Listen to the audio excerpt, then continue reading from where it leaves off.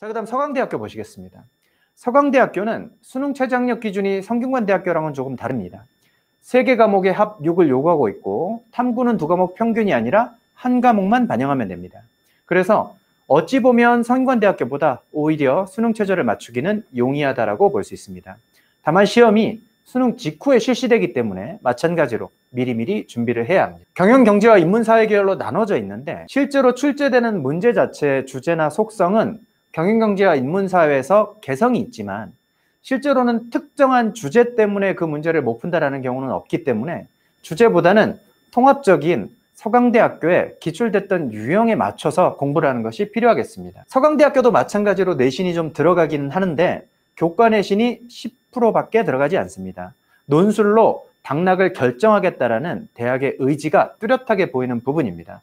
게다가 그 10점 안에서도 내신의 점수 차이는 거의 무의미하다라는 건 역시 표에서 확인할 수 있었습니다.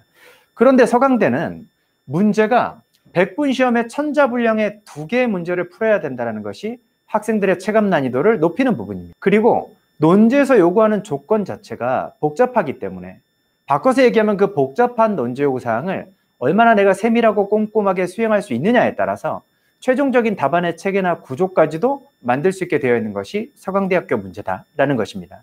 따라서 서강대학교 문제는 논제 분석이 굉장히 중요한 대학교다라고 보겠습니다. 구체적인 문제는 어떻게 출제되냐면 제시문에 나와 있는 다양한 입장, 관점, 그리고 사례들 이것들을 종합적으로 활용하는 능력을 요구하고 있습니다. 각각에 대한 단순한 해석, 단편적인 활용이 아니라 전체 제시문을 말 그대로 유기적으로 엮어서 얼마나 통합적으로 활용할 수 있느냐가 관건입니다.